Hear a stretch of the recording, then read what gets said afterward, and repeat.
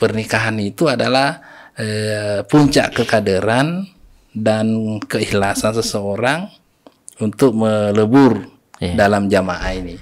Artinya tetap bagian dari ketaatan dan penugasan, Ustaz ya? Ya, itu bagian ketaatan dan penugasan adalah pernikahan itu. Pernikahan di situ. Tapi di situ banyak gagal. Ya. Ada juga yang gagal. Ya. Kalau dia tidak kafah dalam pernikahan, pasti akan minggir.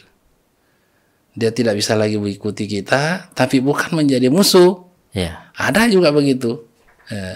Kalau dia adalah ikhlas dan betul-betul dia adalah berjuang, dia pasti akan bersinar.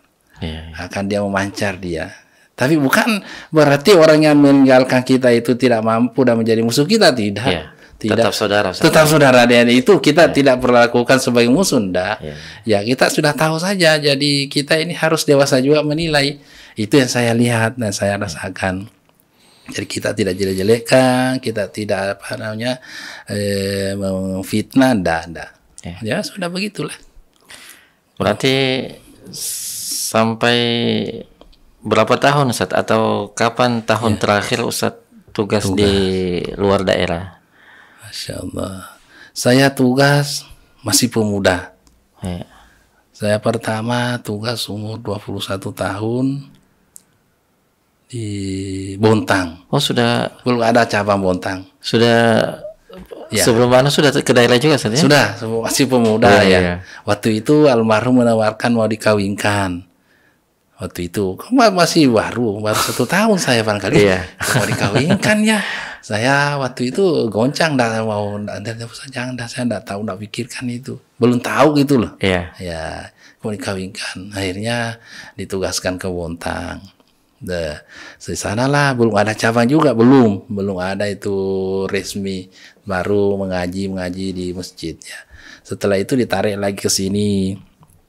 Ya, setelah di sini di Balikpapan menangani almarhum ya, pendiri Abdullah Said. Jadi saya menemani di Karangbugis. Jadi tidur saya sama-sama karena beliau itu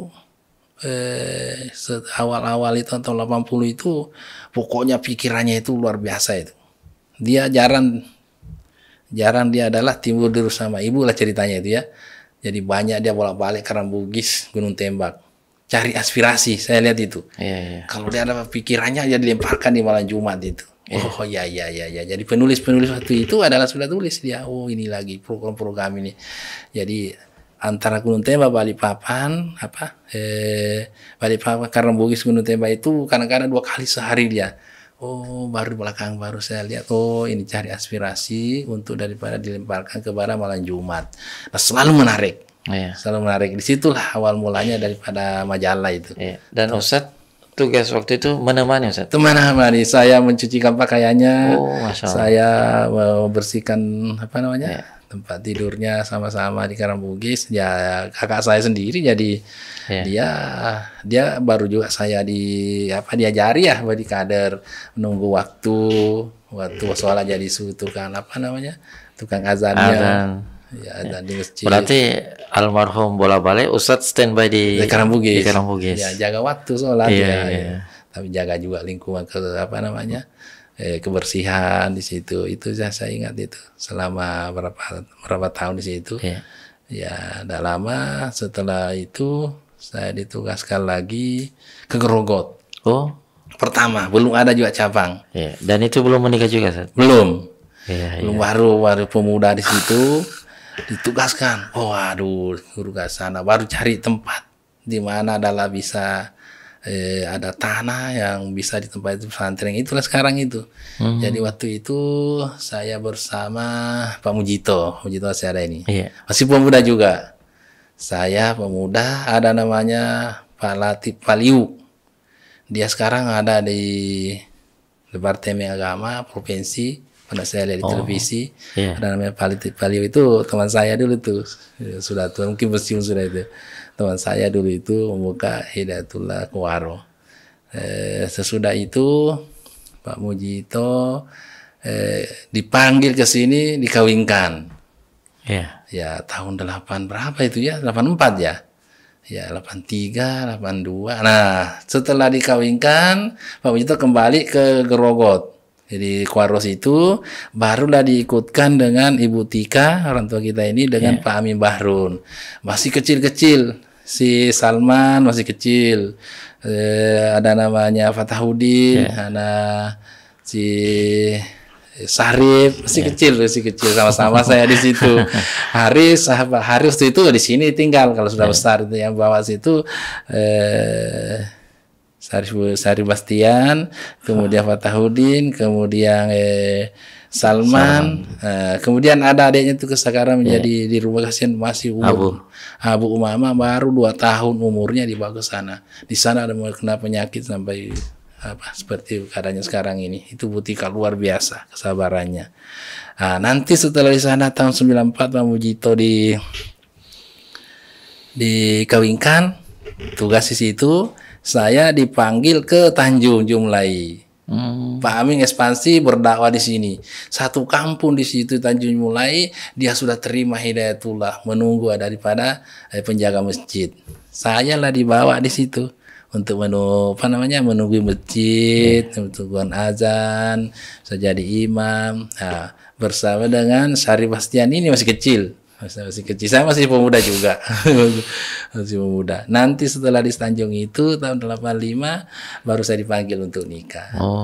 Jadi dari situ. Setelah nikah ditugaskan di Asrama Putri, kemudian dia suruh mengajar, Ibu di TK. Tadi sudah seperti yang tadi ya, Ustaz ya. Ditanya. Berarti tugas terakhir yang di Tanjung Seler itu, Ustaz? Atau masih ada lagi? Tugas terakhir di Gorontalo. Oh, Gorontalo. Saya waktu itu sebentar dulu ya. Gorontalo terakhir tahun 2010. Waktu itu Gorontalo bergolak terus.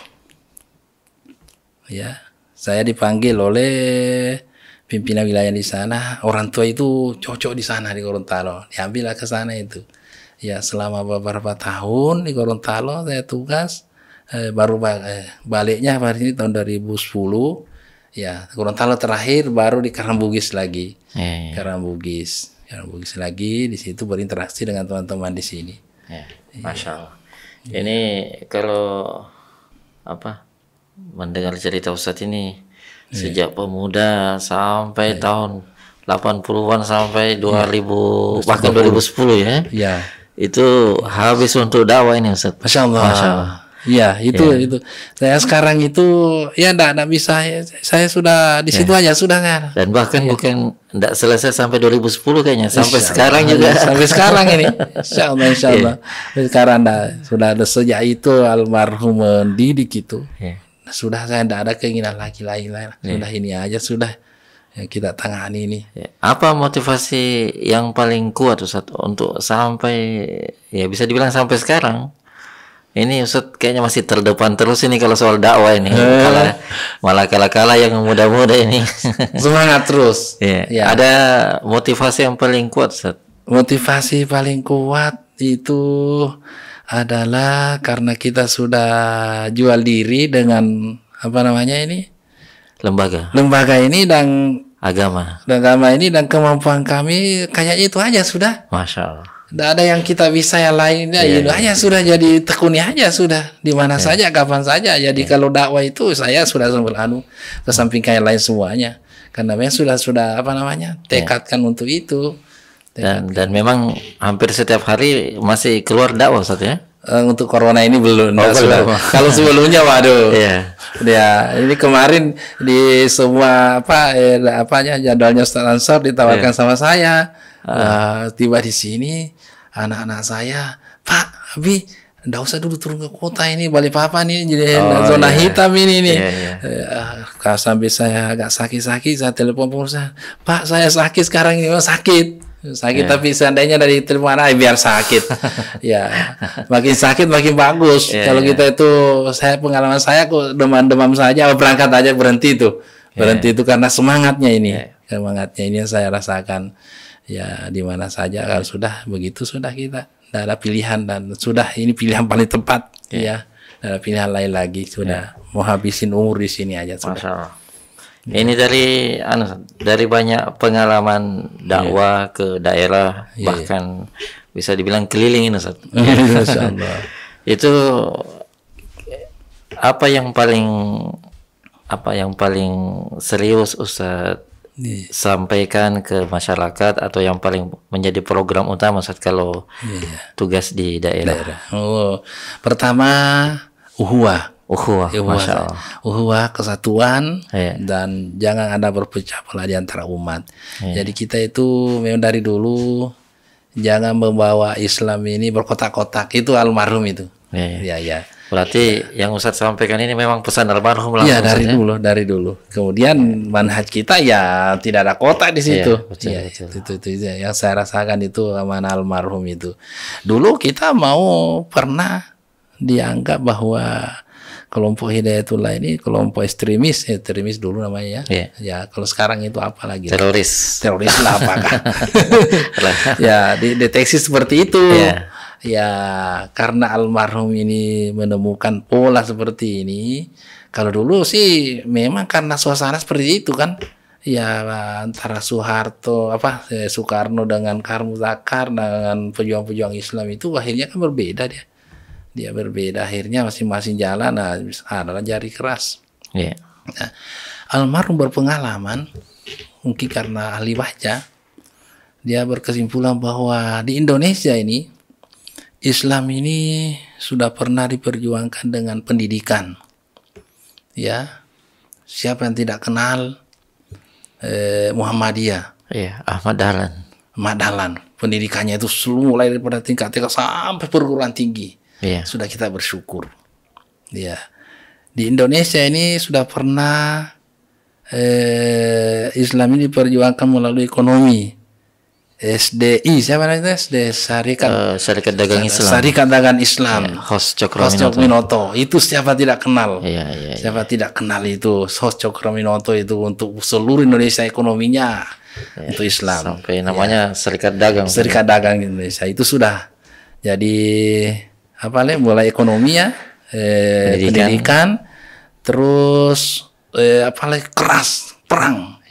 Siapa yang tidak kenal Diau Breu di Aceh.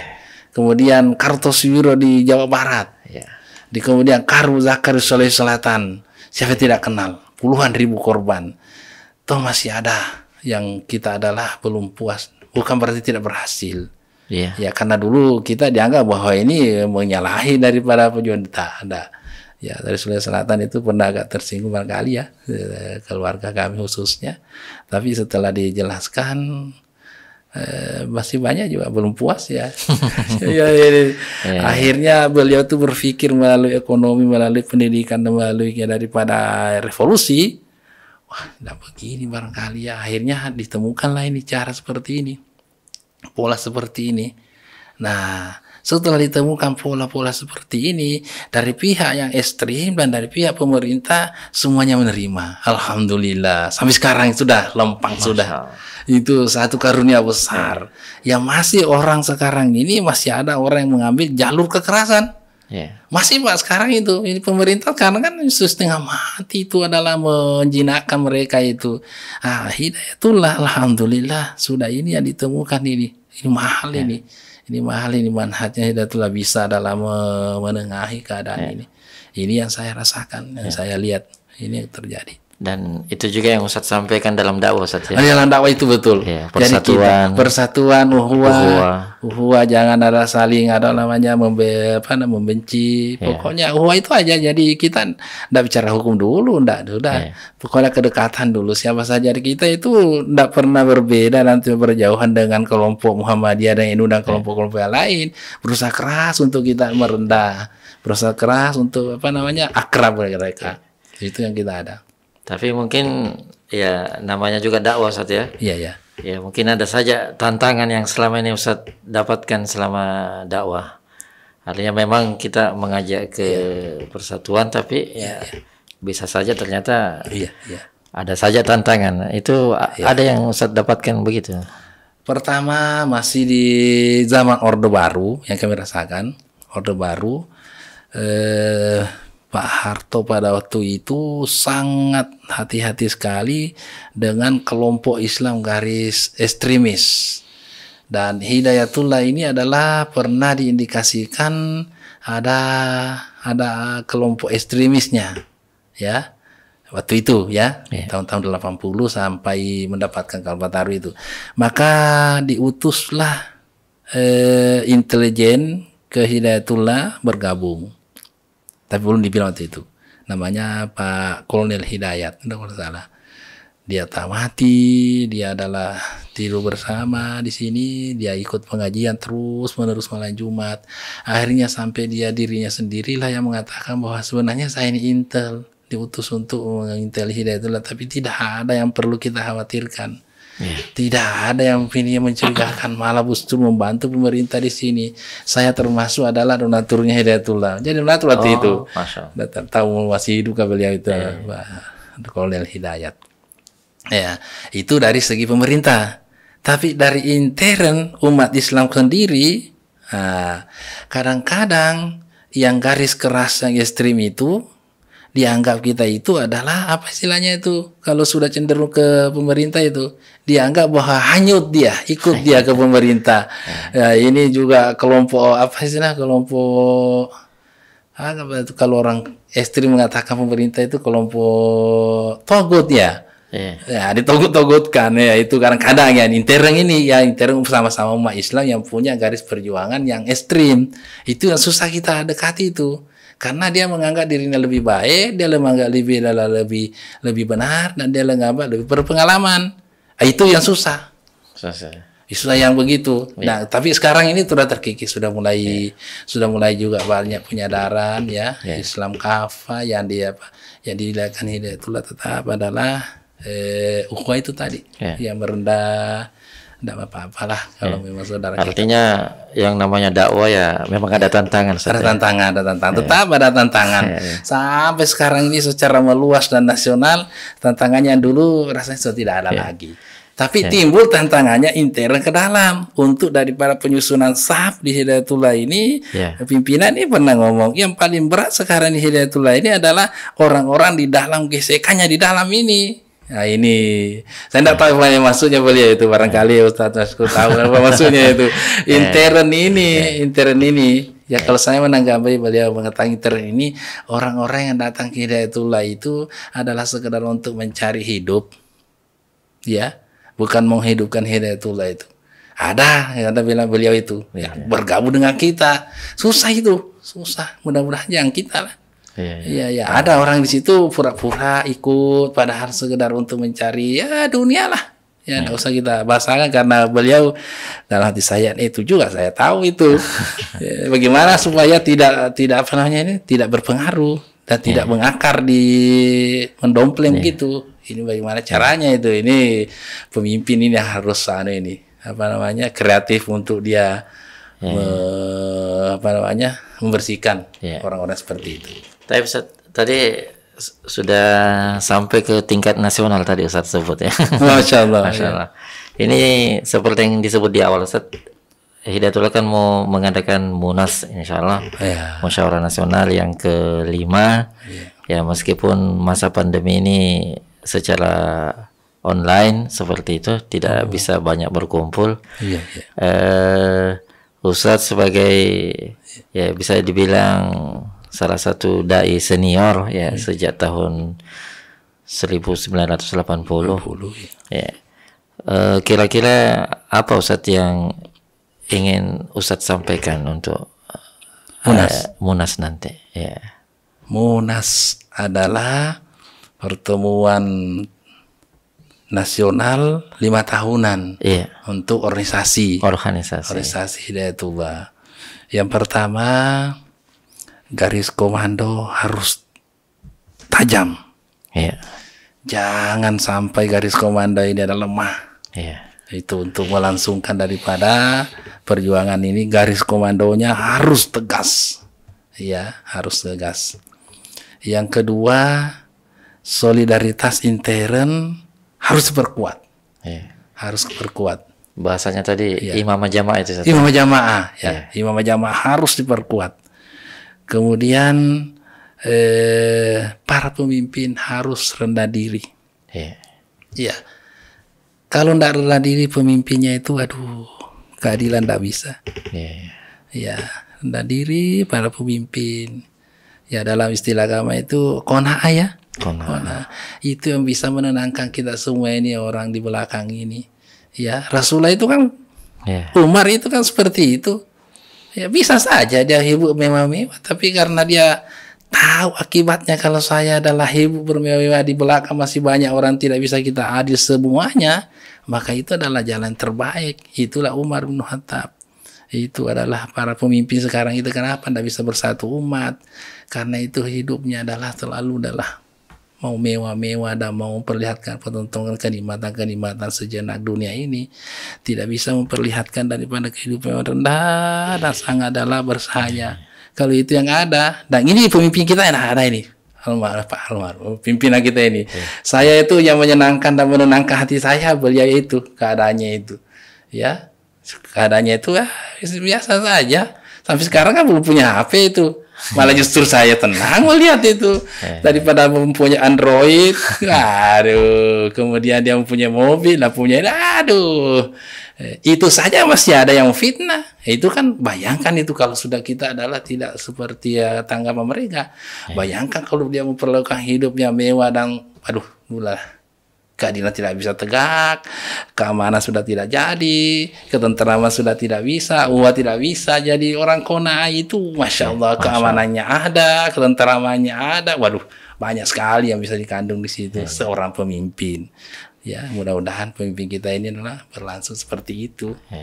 Yang kami harapkan garis komandonya, kemudian imam jamaahnya, kemudian adalah rendah hatinya dan qanaahnya para pemimpin itu yang membawa adalah kuat.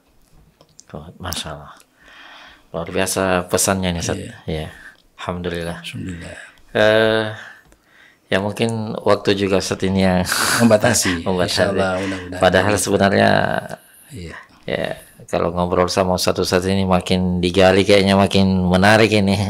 Ya mestinya tuh ada, saya berpikir begini, mestinya itu para senior ada ada menjembatani untuk menggali potensinya itu. Karena kalau tidak digali potensinya itu rugi kita. Seperti saya rasa banyak betul potensi saya ini tidak berguna dan tidak bermanfaat, padahal masih bisa. Itu bagaimana caranya itu bikin lembaga kah? Lembaga apa namanya itu untuk penggalian potensi senior ini yang kurang sekarang ini. Nah masih banyak diam-diam itu yang di sini diam-diamnya, padahal itu potensinya masya Allah luar biasa itu, yang tidak dimiliki oleh akademisi. Betul. Tidak bisa dan tidak bisa didapat di kelas itu, dan tidak ada di kelas. Tidak ada di kelas, tidak ada. Ada di kelas. Dan biasanya yang paling lebih mahal itu, Ustaz. Mahal itu. Ya dan jangan dibekukan. Jangan dibekukan karena sabarnya mereka itu dan tahannya mereka itu. Kalau tidak tahan begitu kan bisa berantakan dia. Ini kelebihannya ini almarhum bisa mempersatukan, karena dia adalah kepemimpinan kepemimpinan tunggal. Kalau tidak begitu lah jadi. Kalau seperti kepemimpinannya sekarang ya tidak bisa garis komando. Tapi karena sudah ada di berdiri, maka harus adalah di leher daripada pekerjaan-pekerjaan lain. Inilah sekarang jadi saya sudah mengalami dua kepemimpinan. Hidayatullah kepemimpinan adalah harismatik komando. Kemudian ada apa istilahnya sekarang ini?